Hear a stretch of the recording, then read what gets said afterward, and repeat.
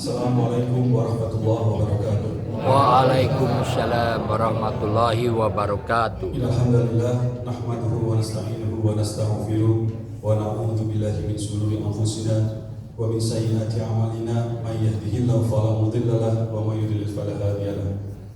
Wa asyhadu an la ilaha illallah wahdahu la syarika lahu wa asyhadu anna Muhammadan 'abduhu wa rasuluhu la nabiyya ba'dahu. Allahumma shalli wa sallim ala sayyidina Muhammad wa ala alihi wa ashabihi wa man tabi'ahum bi ihsan ila yaumiddin. Amma ba'du. Yang saya hormati, yang saya banggakan, CEO Indonesia Foundation Pak Dr. Insinyur Irfan. Ini mirip Pak Dr. Insinyur lah dia. Jadi kita ada kesamaan.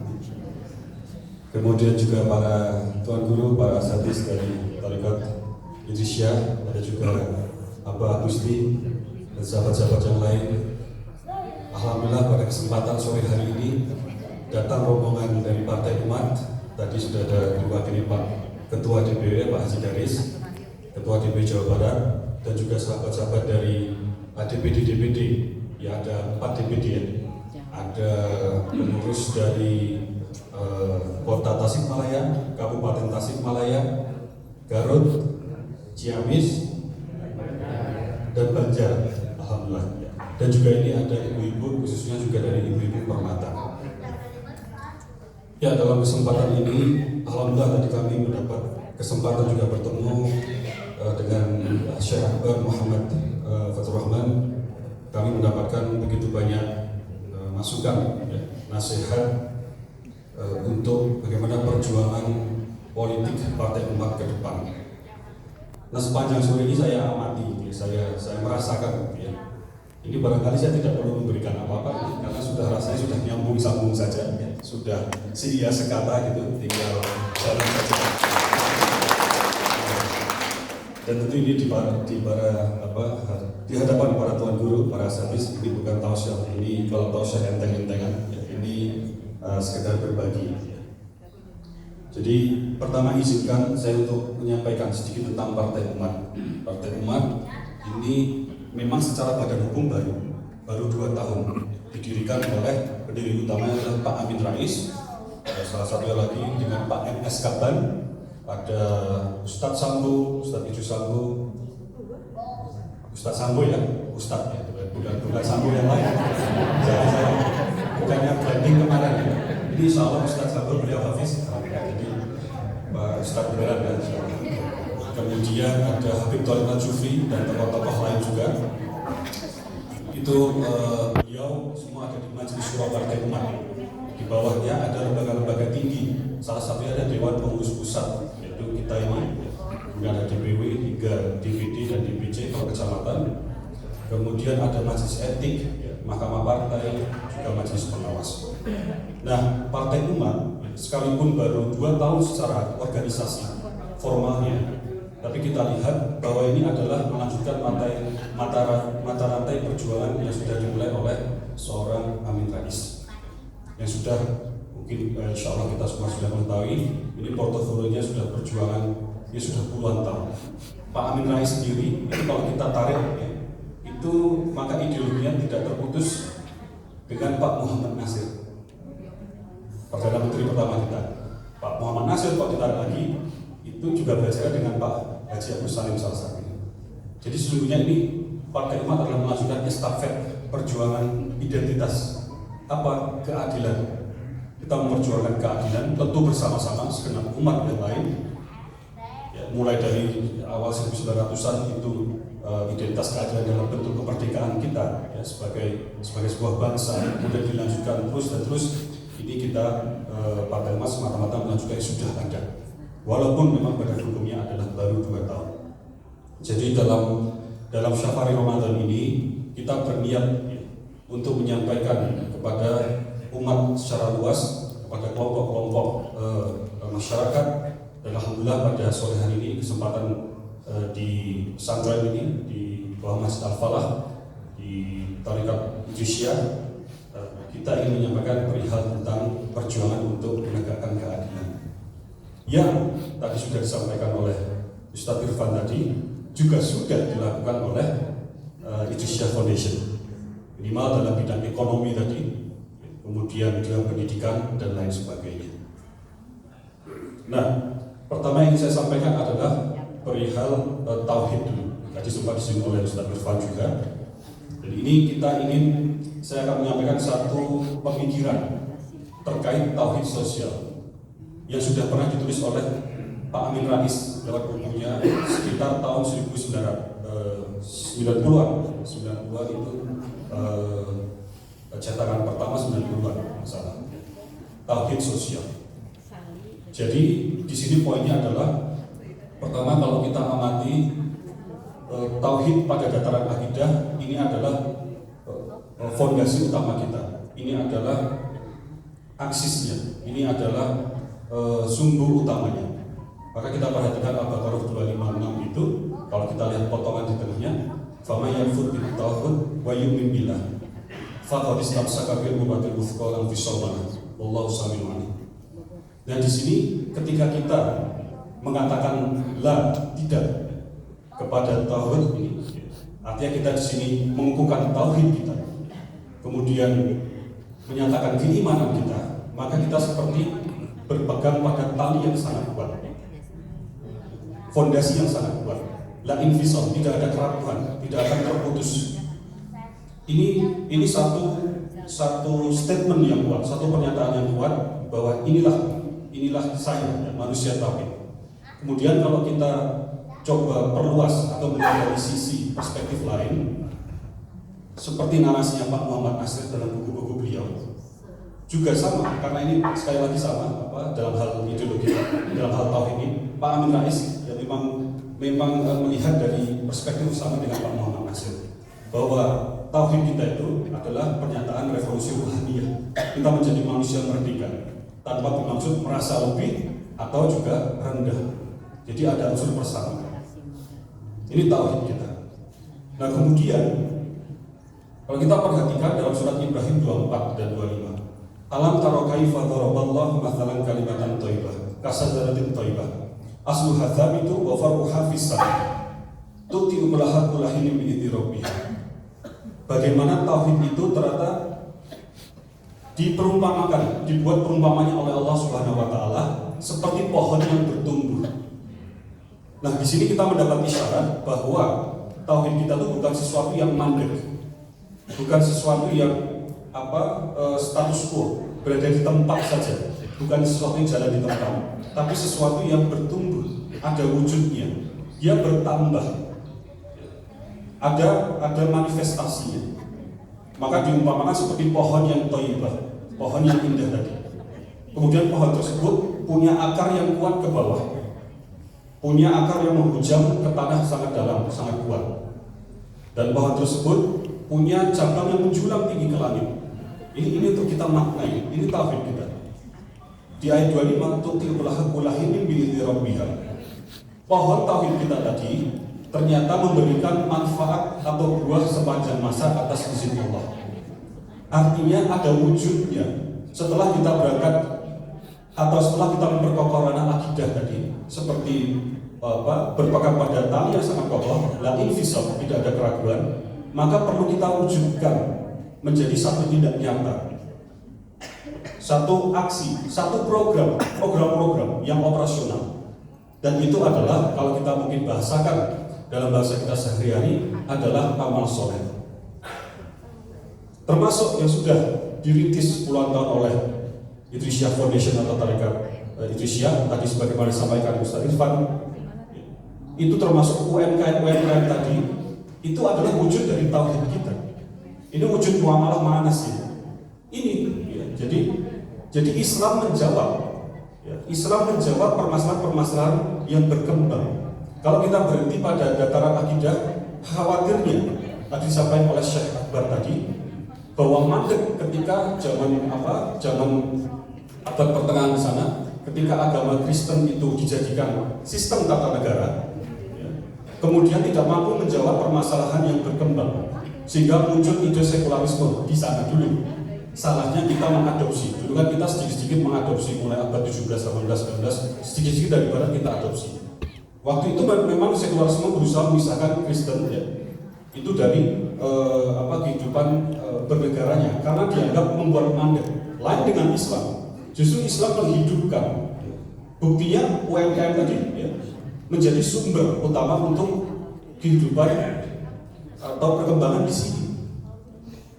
Nah, ini ada wujudnya, amal soleh tadi. Nah sekarang untuk coba kita jabarkan supaya lebih mudah diingat, amal soleh tadi yang pertama, kalau kita lihat Ali Imran 104, wal takum minkum ummah yad'una ilal khair wa ya'muruna bil ma'ruf wa yanhauna 'anil munkar wa ulaika humul muflihun. Kita diminta Allah Subhanahu wa taala untuk berhimpun, membuat satu barisan perjuangan. Untuk apa? Menyeru kepada kebajikan. Untuk apa selanjutnya? Untuk al-amru bil ma'ruf wa nahyi 'anil munkar. Untuk amar ma'ruf nahi munkar. Tadi yang sudah dilakukan, yang dicontohkan di tarekat itu Syekh tadi, dengan pendidikan, ekonomi dan rencana pengembangannya tadi, itu semua adalah bentuk amar ma'ruf nahi munkar. Ya, ini yang pertama, amar ma'ruf nahi munkar. Insya Allah relevan mulai dari kehidupan kita secara pribadi, secara individu, secara manusia yang satu. Dan ingat, wa idh qala rabbuka lil malaikati inni ja'ilun fil ardi khalifah. Harkat martabat kita, dignity kita begitu mulia dinyatakan Allah di hadapan para makhluk yang lain. Bahwa kita adalah khalifah dalam arti mengemban tugas-tugas mulia, dalam arti mengemban tugas-tugas tertentu untuk saling melengkapi dan membangun kemaslahatan umat. Kembali ke Ali Imran 104, perintahnya amar ma'ruf nahi munkar, dan golongan yang beramar ma'ruf nahi munkar adalah golongan al-muflihun, yang menang, yang jaya, yang sukses baik dunia dan akhirat kelak. Nah selanjutnya, ketika kita berbicara dalam ruang lingkup yang lebih luas, yang lebih besar, maka kita berbicara, contohnya kehidupan berbangsa dan bernegara. Kita berbicara dalam konteks keadilan. Karena ketika berbicara kehidupan berbangsa dan bernegara, kita hidup dalam payung konstitusi. Konstitusi yang namanya Undang-Undang Dasar 1945, yang mengatur hak dan kewajiban kita. Hubungan kita dengan negara, dengan pemerintah, kita sebagai warga negara, itu adalah hubungan peran yang dibahasakan lewat hak dan kewajiban. Nah, konstitusi dianggap konstitusional ketika dijalankan, ketika pemerintah, mohon maaf, yang kita beri amanah, kita beri otoritas, ya, dengan menggunakan segenap sumber daya alam, sumber daya manusianya, ya, yang kita punya, kemudian itu belum melaksanakan sepenuhnya, maka kita belum bisa mengatakan itu sepenuhnya konstitusional. Nah, hak-hak kita diatur, kewajiban kita juga diatur. Sekarang kita tidak melihat terlalu jauh dulu, hak-hak yang sifatnya ekonomi dulu. Bahwa Islam mengajarkan ekonomi itu ya kemakmuran yang merata, itu juga ada di Pancasila kita. Kemakmuran yang tidak berhenti pada 1-2 titik lingkaran saja. Perlu kita ingat, alhamdulillah negeri kita ini negeri yang sangat kaya. Ini karunia dari Allah Subhanahu wa taala. Kekayaan, insya Allah Bapak Ibu tahu, kita ini kalau sumber daya alam, contohnya mineral dan batu bara, sampai seorang pakar namanya Pak Marwan Batubara, namanya pun Batubara, tapi ini marga ya, Pak Marwan Batubara. Ini mengatakan dalam bukunya, beliau menulis memang kajian tentang sumber daya.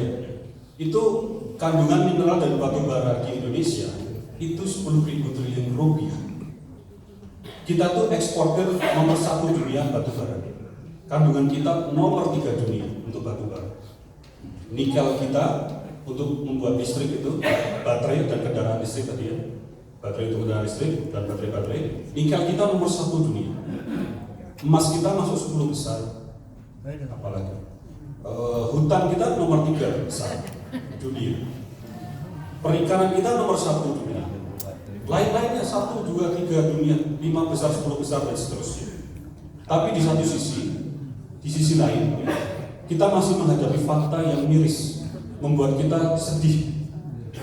Masih banyak mengais sampah untuk sekedar makan hari itu. Ada 27 juta penduduk Indonesia yang hidup di bawah garis kemiskinan. Garis kemiskinan itu kalau dirupiahkan adalah 500.000 rupiah sebulan. Satu orang 500.000 rupiah untuk sandang pangan papan. Kira-kira cukup tidak Bapak Ibu? Tidak cukup. Bukan tidak cukup, sangat tidak cukup. Kemudian stunting kita nomor 4 dunia. Gizi buruk di anak. Gizi buruk kita nomor 5 dunia. Yang kuliah di Indonesia itu dari 126,5 juta penduduk Indonesia di atas 15 tahun, ternyata baru 9,7%. Tidak sampai 1%. Sisanya itu berarti 100 juta lebih belum kuliah karena alasan apa? Ekonomi, tidak mampu. Jadi melihat tadi seharusnya ya, kita punya kekayaan alam, kekayaan sumber daya manusia. Yang kata salah seorang menteri koordinator mengatakan kalau kita gunakan sebagaimana mestinya sumber daya alam tadi, maka per orang di Indonesia itu tanpa harus bekerja keras, per orang gajinya adalah 20 juta rupiah. Ini untuk menyampaikan bahwa masih ada perjuangan yang harus kita lakukan bersama, yaitu al-amru bil adli wa nahyu 'anil dzulmi. Perhatikan An-Nahl 90 sering kita dengar ketika salat Jumat. Innallaha ya'muru bil adli wal ihsan wa ita'i dzil qurba dan seterusnya. Perintah pertama yang tadi, tegakkan keadilan. Tegakkan keadilan. Nah sekarang karena kesempatan yang singkat, mulai dari mana yang bisa kita lakukan? Nah kalau tadi, sekali lagi, yang sudah dicontohkan oleh Tarekat Idrisiyah sudah sangat bagus. Ini juga alhamdulillah dilakukan saudara-saudara kita di Muhammadiyah, yang mungkin bahkan juga NU, mempunyai unit-unit usaha yang membangun kemandirian, membangun keadilan. Dalam skala pertama juga organisasi dulu. Dan Idrisiyah kita tahu sangat besar. Artinya untuk jamaah Idrisiyah saja, ketika ini sudah mulai mandiri secara ekonomi, itu sudah berapa persentase dari umat Islam di Indonesia? Tapi sekarang bagaimana kita berpikir secara lebih luas, artinya kita punya sumber tadi, sumber daya alam, sumber daya manusia, yang kalau dikelola sedemikian rupa, kita ini bisa negara kaya. Bisa jadi negara kaya, yang kata Pak Menteri Koordinator itu 20 juta per bulan, rupiah ya, 20 juta rupiah per bulan, per orang. Nah kita tahu bahwa segala macam yang diterima oleh umat, hak dan kewajibannya itu adalah hasil daripada kebijakan. Dan kebijakan yang buat siapa Bapak Ibu? Pemerintah, otoritas, kekuasaan. Pemerintah di sini bersama juga perwakilan rakyat, DPR dan juga pemerintah, terutama yang pusat. Ya. Pemerintah dan juga perwakilan tadi ataupun legislatif, siapa yang melahirkan? Yang melahirkan adalah perjuangan politik, jalur politik. Maka sembari apa yang sudah dilakukan oleh seperti Tarekat Idrisiyah, ya, langsung mengamankan, langsung menyelesaikan pokok permasalahan yang ada di umat, ya. Sembari seperti yang dilakukan Muhammadiyah, NU dan yang lain-lain, kelompok umat yang lain, maka ini harus ada yang memikirkan juga, dan tidak bisa sendiri. Dan disitulah insya Allah, bismillah, itu yang ikhtiar, ya, perjuangan yang dilakukan oleh partai umat, yaitu untuk melawan kezaliman, menegakkan menegakkan keadilan, lawan kezaliman lewat jalur perjuangan politik. Lewat pertama yang paling dekatnya adalah pemilu 2024. Kita harapkan ya nanti umat Islam bisa bersatu. Sebagaimana perintah Allahu Akbar. Diperintah tadi Ali Imran 104, 105-nya wala takunu kalladzina tafarraqu wastalafu min ba'di ma ja'ahumul bayyinat. Jangan sampai bercerai-berai, berselisih. Seperti kata Syekh Akbar tadi. Jangan sampai tadi kita mendapat sesuatu yang barangkali tadi kita sampaikan langsung. Syekh ini sebagian tadi mungkin bukan hal baru, tapi mendengar dari Syekh langsung itu seperti pencerahan. Salah satunya adalah jangan sampai urusan kecil-kecil ya. Mohon maaf seperti mungkin fikih ya, mungkin beda rakaat ya, dan segala macam itu membuat kita tercerai-berai. Sedangkan pokok permasalahan ada di depan mata. Umat kita masih kelaparan. Umat Islam masih terbelakang secara pendidikan dan lain sebagainya. Tadi ini perintah di Ali Imran 105 bersatu. Mari kita bersatu menghadapi perjuangan politik ini. Ini satu yang harus didukung juga. Yang harus didukung oleh segenap umat Islam. Partai umat ini salah satu kapalnya saja. bersama insya Allah partai-partai politik Islam yang lain kita harapkan bisa membawa aspirasi, bisa membawa perjuangan-perjuangan khususnya untuk umat Islam dan umumnya secara luas untuk umat Indonesia, karena Islam adalah rahmatan lil alamin. Insya Allah umat bersatu yang pertama, kemudian dukung perjuangan politik Islam ya lewat jangan sampai golput, mohon maaf golput ya istilah tidak memilih, tidak menggunakan hak suara. Nanti suara kita dicuri atau digunakan oleh orang-orang yang menang, nanti orang-orang yang takut Islam besar, takut Islam bersatu, ya, Islamofobia dan lain sebagainya, yang mengatakan politik jangan di masjid, politik identitas berbahaya dan seterusnya. Itu tidak ingin kita cerdas, tidak ingin kita bersatu dan lain sebagainya.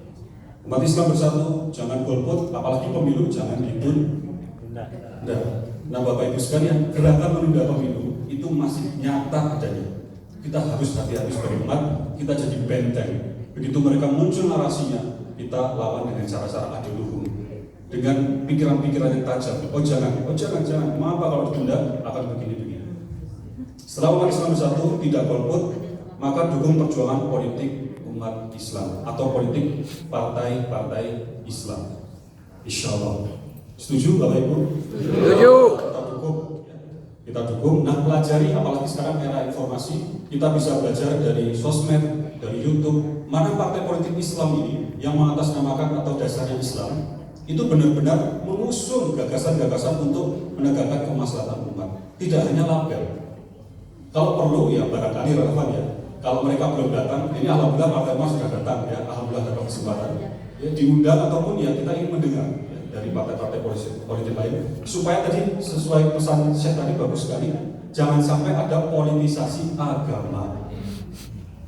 Beda politik berdasarkan agama dan politisasi agama. Politisasi agama itu bahasa sehari-harinya menjelang Lebaran berjilbab, pakai peci, pakai baju koko, datang bawa ini bawa itu. Setelah Lebaran hilang di telan bumi dan sebagainya. Itu politisasi agama. Itu politik identitas yang berbahaya. Pakai mencuri identitas Islam itu yang berbahaya. Dan mereka menunggangi. Nah, ini kita harus hati-hati seperti ini. Carilah yang insya Allah pokok pikirannya, gagasannya memang pernah sahabat-sahabat semua mendengar langsung, atau minimal terekam ada di YouTube dan segala macam. Oh ini benar nih, kita dukung. Nah barangkali selain juga mendukung tadi, ada perwakilan-perwakilan seperti Abah Agusti tadi, beliau mengambil langkah dari setelah pensiunnya pensiun pekerjaan, tapi sebagaimana Nabi pensiunnya itu sampai akhir hayat untuk perjuangan. Beliau sudah mendaftar menjadi caleg atau caleg legislatif DPR. Allahu Akbar. Dari partai umat. Jadi mungkin fisik beliau saja yang sepuh gitu ya, tapi kita lihat semangat ya dari nada bicara segala macam itu umurnya ya kayak saya masih milenial gitu, masih rajin sepeda. Oh tasik juga, insyaallah. Jadi inilah ada 1-2 perwakilan, tentu jangan semua karena harus ada yang mengajar, harus ada yang membangun UMKM tadi. Ya, itu ada 1, 2, 3. Ini partai umat membuka kesempatan. Mari, ini kendaraan kita bersama. Islam rahmatan alamin, Islam yang merangkul. Ini bersama, tidak eksklusif. Ya, silakan pelajari, silakan tanya tentang partai umat. Jika mantap hati ingin berjuang bersama menjadi caleg, pendaftaran masih bisa dibuka sebelum 1 Mei. Mengapa? Karena aturan KPU 1 Mei sudah mulai kita harus mengirimkan daftar calegnya. Begitu Bapak Ibu. Ini kalau sebelah sini ada ibu-ibu ya, ibu-ibu dari luar atau dari Permata? Warga sekitar. Nah, ibu-ibu juga ya, karena kita perlu memenuhi kuota 30%. Jadi dari 3 di antara yang kita kirimkan nama itu pasti harus selalu ada perempuan. Jadi selain untuk memenuhi aturan, kita sangat support sekali ibu-ibu untuk menjadi barisan, masuk dalam barisan perjuangan ini. Dalam pengalaman kami memang ibu-ibu ini punya militansi, punya semangat yang luar biasa. Nah, mungkin sedikit perangkum yang tadi. Jadi insya Allah setelah persatuan umat kita jalin, kemudian kita jangan sampai golput, kemudian kita awasi jangan sampai pemilu ditunda, kemudian kita lihat kita dukung perjuangan politik partai Islam, bahkan menjadi bagian dari anggota legislatif ini. Mengapa? Sekali lagi, kalau kita menjadi anggota legislatif ataupun maju pilkada, Bapak Ibu ya, wali kota, bupati, gubernur, eksekutif itu istilahnya. Ketika nanti yang masuk di otoritas atau kekuasaan itu adalah orang-orang, bayangkan, yang seperti Bapak Ibu, seperti guru-guru kita di sini, yang rajin ke masjid, yang rajin mengaji, yang mengajar, yang paham betul tentang agama, yang paham betul tentang keadilan. Maka kebijakan yang akan dilahirkan, ya, insya Allah itu adalah kebijakan yang menegakkan keadilan. Itu harapan kita semua. Diisi oleh orang-orang yang paham, yang berorientasi ridho Allah semata, mardhatillah. Sehingga mau dari jalur manapun, kadang berbelok, nanti ketemu di ujung. Tapi kalau sudah orientasinya mohon maaf duniawi, materialistis, sejak awal pasti menyebar, sejak awal pasti berpisah. Jadi kita harapkan begitu. Dengan insya Allah proyeksi seperti itu tadi, tidak golput, mendukung perjuangan politik umat Islam. Kita berdoa, yaitu bentuk ikhtiar kita, kemudian berdoa, kemudian tawakal. Kita harapkan pemilu 2024 ya, nanti isinya Senayan DPR RI itu ya, mayoritas kita harapkan 3 besar yang masuk. Insya Allah. Anggota DPR yang benar-benar berorientasi terhadap kemaslahatan umat, insya Allah. Dan mohon doanya dari kita semua, ya, harapannya partai umat nanti bisa masuk 3 besar Senayan RI. Allahu Akbar. Insya Allah. Kalau masuk Senayan RI hanya 4%, mohon maaf, kan thresholdnya 4%. Kalau kita mepet 4%, kita hanya jadi pelengkap. Kita masuk tidak mengganjilkan, atau orang Padang itu bilang masuk tidak menggenapkan, keluar tidak mengganjilkan. Ada dan tiada itu sama saja. Nah, itu buat apa kita jadi follower? Setuju? Pimpinan sidang bilang setuju. Enggak setuju ya buat apa? Malah beban masyarakat, kita jadi beban sejarah. Kita harapkan masuk ya politisi-politisi yang berorientasi ukhrawi, politisi-politisi mewakili umat Islam itu mendominasi secara kuantitas dan mendominasi secara pikiran. Allahu Akbar. Demikian ya, kita harapkan 2024 adalah awal perubahan menuju kemenangan tadi. Allahu Akbar. Kiranya demikian yang bisa saya sampaikan, dan sebagai penutup, mari kita ingat janji Allah di surat An-Nur ayat 55. Wa'adallahu alladziina aamanu minkum wa 'amilus sholihati la yastakhlifannahum fil ardh. Jadi Allah berjanji kepada hambanya yang kelompok hambanya yang beriman dan beramal soleh, bahwa kelompok tersebut akan diberikan otoritas, kemasyhuran, diberikan kekuasaan di muka bumi sebagaimana kelompok serupa sebelumnya. Amin. Dan mari kita memantaskan diri menjadi kelompok tersebut yang beriman dan beramal soleh, yang bertauhid dan mewujudkannya menjadi amal soleh. Amar ma'ruf nahi munkar dan al-amru bil ma'ruf wa nahyi 'anil munkar. Demikian, mohon maaf kalau ada kesalahan. Dan terima kasih sekali lagi kita atas sambutan yang luar biasa. Mohon maaf kalau kiranya ada kekurangan baik perbuatan perkataan kita pada sore hari ini. Saya akhiri. Wa ma taufiqi illa billah, alaihi tawakkaltu wa ilaihi unib. Assalamualaikum warahmatullahi wabarakatuh. Waalaikumsalam warahmatullahi wabarakatuh. Alhamdulillahirabbil alamin. Bisa bersama Ismail Satrianto Anggap Praja melaporkan dari Tasikmalaya. Alhamdulillah. Kita berikan aplaus.